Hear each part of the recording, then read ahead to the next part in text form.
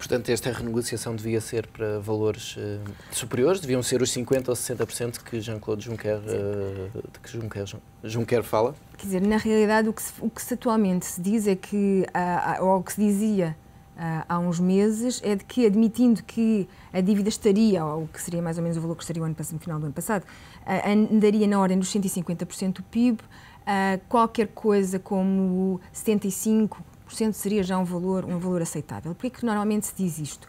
Diz por duas ordens de razão. Primeiro, porque os estudos que têm vindo a ser feitos, e o Banco de Pagamentos Internacional, e quer o Kenneth Rogoff, quer a Carmen Reinhardt, naquele livro seminal do This Time is Different, o que eles fizeram, e mais ou menos todas as outras análises empíricas que têm vindo a ser feitas, apontam para até 60% de dívida é completamente gerível e inócua, não tem qualquer peso sobre o crescimento económico. A dívida entre 60% e 90% começa a apresentar padrões de alguma tensão.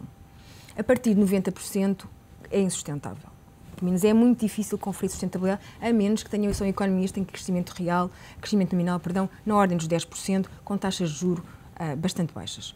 O que não é o caso grego. Portanto, o que nós temos a ver é que, se queremos que se acredite profundamente de que a dívida grega vai entrar num padrão aceitável e razoável, então temos que trazer no mínimo entre os 60 e os 90. Já que é para haver perdão, mas não há aqui muita gente a dizer que não então haverá aqui um bloqueio mais político a uma situação dessas, porque através de um perdão a Grécia vai ficar com um rácio de dívida muito inferior à generalidade dos países europeus. Aos belgas, aos italianos, sim, isso é um problema. E à própria Alemanha, não é? A própria Alemanha, exatamente, que atualmente anda nos 83%. Exatamente, portanto aqui há um problema de, se quiser, de benefício do incumpridor. E claro que isso cria questões políticas de resolução complexa e, sobretudo, pode levar a países como a Bélgica ou como a Itália, sobretudo, por exemplo, em países como a Itália, em que há uma cultura política um bocadinho descoordenada, ou mesmo há quem diga que até a Irlanda, eventualmente, ou Portugal, pode levar a uma tentação de tentar a produção do mesmo tipo de receita. Portanto, isso é... Há esse problema que, no fundo, é a questão do moral hazard. É uma vez que alguém tem esse benefício, eu também tenho tendência a comportar-me menos bem para beneficiar dessa benesse. Portanto, realmente há o benefício do incumpridor, do infrator, é um problema. E como é que se trava esta questão na Grécia?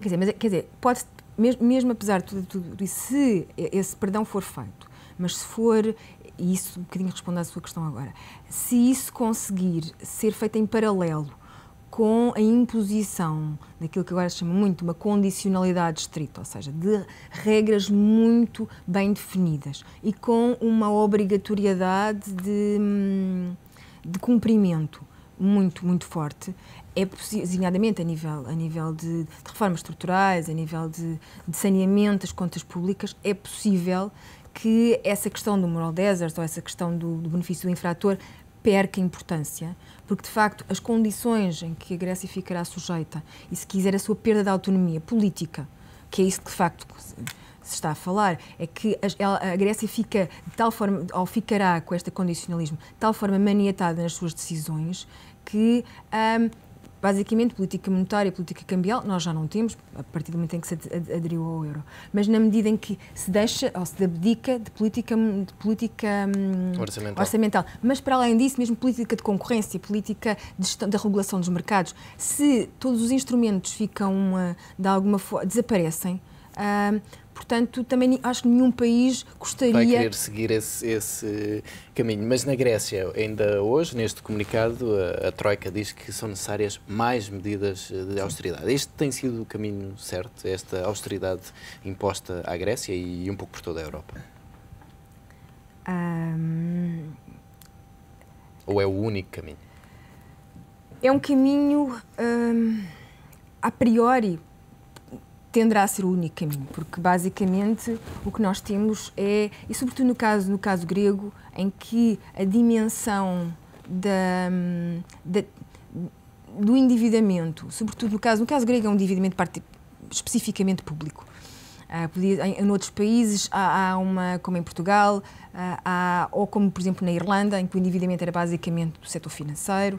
No caso espanhol, era muito mais do setor privado do que do setor público. Em Portugal, se quiser, nós temos os dois mundos, que é 50% do setor privado e 50% do setor público. E, portanto, no caso grego, em que se atinge uma dimensão de tal ordem, há claramente de forçar, se quiser, os agentes económicos, sobretudo o público, a repensar a sua maneira de trabalhar. E, sobretudo, também criar aquilo que é muito mais difícil, é criar tais condições de competitividade para potenciar um nível de crescimento. O que nós olhamos para a Grécia é que isso é muito difícil de tornar operacional num curto prazo de tempo. Porque isso vai significar, por um lado, níveis de perda de rendimento muito significativo. Por exemplo, nós vemos a Alemanha, de alguma forma, antecipadamente, conseguiu perceber o que é que a globalização e a concorrência externa dos mercados asiáticos iria impor a nível de competitividade. E, portanto, andou quase uma década em que toda a gente dizia que a Alemanha tinha problemas de competitividade e que nunca mais iria ser uma potência exportadora. De qualquer maneira, fez reformas draconianas.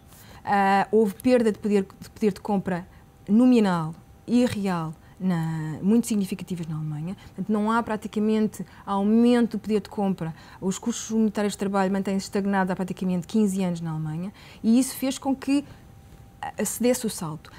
Tentar transpor isso para a Grécia atualmente é um problema porque está-se a condensar em 2, 3 anos uma coisa que exigiria uma década e meia, ou que, pelo menos noutros países que seguiram essa receita, demoraram muitíssimo tempo. Portanto, a possibilidade de insucesso é muito grande e, portanto, a possibilidade de insucesso depois leva a dificuldades de sucesso a nível da austeridade, e, portanto, entra-se naquele círculo vicioso. Mas numa primeira fase, uma coisa que essa é a fase em que nós estamos agora, e sobretudo essa fase em que Portugal se encontra, há uma dívida externa que tem que ser cumprida. Ou, se quisermos, há uma desadequação entre o nosso consumo imediato e a nossa capacidade de o financiar ou de o suportar. E, portanto, numa primeira fase, a maneira mais fácil de conseguir é claramente reduzir esse consumo, porque o financiamento não vai vir e, portanto, a forma mais fácil, de facto, é transversalmente cortar. E isso é muito doloroso e, sobretudo, pode criar incentivos errados ou pode, de facto, se for demasiado intenso, como é o caso grego, ser contraproducente. Mas numa primeira fase é a primeira resposta e a única resposta, porque no fundo é quando o banco nos vem bater à porta a dizer que tem que pagar. E, portanto, o que tem que pagar ou paga, ou reduz de alguma forma as suas despesas para pagar, ou renegocia. Mas o renegocia é sempre com um custo, não é? Porque ou se renegociar, parte do seu ordenado vai ter que ficar de alguma forma atribuído ao pagamento daquela prestação. Portanto, a sua liberdade fica condicionada. Portanto, é um processo, sobretudo doloroso, mas que numa primeira fase não há alternativas satisfatórias. E não há alternativas satisfatórias a curto prazo, não há. E olhando para o caso de Portugal e para aquilo que as agências de rating têm dito ao longo da última semana, sensivelmente sobre Portugal, há confiança de que, passada esta primeira fase de consolidação, Portugal consiga encontrar uma segunda fase de crescimento? Portugal tem alguns aspectos. Se vir o que as agências de rating dizem de Portugal, também dizem da Itália, também dizem da Espanha, ainda hoje, quando fizeram o downgrade a redução dos vários bancos espanhóis. A primeira coisa foi um problema de crescimento, como é que a Espanha vai crescer, depois a questão do programa imobiliário, depois algumas questões mais específicas de Espanha. Mas a primeira preocupação é o crescimento. Se vir, é a primeira coisa que as pessoas se preocupam em relação a Portugal, que se preocupam em relação à Itália. No caso português e italiano, isso é mais preocupante, porque de facto são os dois países na Europa cresceram menos em termos na última década e, portanto, é mais difícil que que eles melhorem esse desempenho. Mas, ao mesmo tempo, em Portugal há coisas bastante positivas. Se nós pensarmos, apesar das exportações terem um contributo para o PIB relativamente limitado, é, de qualquer maneira, muito maior do que, por exemplo, no caso grego, embora, claro, não se chegue à situação irlandesa. Por isso é que a Irlanda também conseguiu tão rapidamente recuperar, porque é uma economia muitíssimo aberta, enquanto as exportações irlandesas atingem 90% do PIB, as portuguesas atingem 30%, portanto estamos muito longe dessa capacidade de cavalgar a onda de crescimento mundial. Agora, temos ao mesmo tempo uma economia que tem revelado bastante flexibilidade. A nível mesmo dos exportadores, o que nós verificamos é que sempre que há algum momento pior da economia, do mercado interno, há uma capacidade dos exportadores se superarem, irem à procura de mercados alternativos e onde normalmente são bem-sucedidos. Mesmo a nível de custos unitários de trabalho, o que nós vemos é que em Portugal, sobretudo nos setores que foram expostos à concorrência, designadamente nos produtos das manufaturas industriais, os textos, o calçado, a indústria automóvel, os eletrónicos, o que nós vemos é que os custos de trabalho nessa área têm sido bastante contidos. E, portanto, a nível de competitividade as coisas não têm corrido assim tão mal. Se olharmos mesmo para a nossa balança externa, o que se verifica é que houve progressos muito significativos.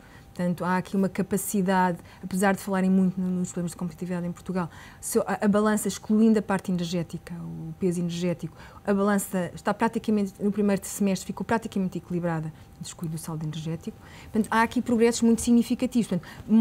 Revela-se que a economia portuguesa tem alguma plasticidade e que responde bem a situações deste tipo. Por outro lado, há outras questões, designadamente a questão da evasão fiscal, que mesmo assim, apesar de nós sabermos que vai aumentar, não é tão grave quanto, por exemplo, na Grécia. A própria capacidade de exercício do Estado é mais fácil. Parece haver uma maior congregação de vontades a nível da população. Portanto, e sobretudo há alguma capacidade é que eu estava a dizer, aparentemente há mais flexibilidade. O caso grego, eles exportam sobretudo muito para as zonas contíguas, que são sociedades que têm poder de compra mais baixo. Por exemplo, em Portugal exportamos basicamente, ou pelo menos exportamos muito para a Alemanha, para a França, para a Itália, para o Reino Unido. Portanto, economias têm um padrão de vida bastante mais alto, mesmo que sejam afetadas, continuam a ter um padrão de vida bastante alto, o que não acontece, por exemplo, em torno da Grécia, e, sobretudo, exportamos, mesmo assim, com maior valor acrescentado. E depois há outra coisa, que se pensarmos a nível, por exemplo, do setor financeiro, há um traço que é único nos países que foram intervencionados, e mesmo os que não foram intervencionados, aqueles que são mais afetados, como a Grécia, como a Itália e como a Espanha, é o único país em que os depósitos cresceram tão claramente. É certo que as taxas estão a ser bastante... São mais atrativas. São bastante generosas, e os mercados também não são favoráveis a grandes veleidades de investimento noutros ativos mais arriscados. Mas, de qualquer maneira, é um traço curioso, e se pensa a todos os investidores ou os potenciais investidores internacionais com que às vezes falam connosco, a primeira coisa que eles dizem é estranho, porque realmente revela uma confiança da população que não se vê nos outros países. Portanto, isso acho que é, sobretudo, a nota mais positiva que nós temos a dar a nós próprios, porque é também, se calhar, das poucas coisas positivas e muito perceptível pelos outros em relação ao Portugal. Cristina Casalinho, muito obrigado pela presença neste Closing Bell e por estas explicações em relação à crise da dívida grega e a situação de Portugal.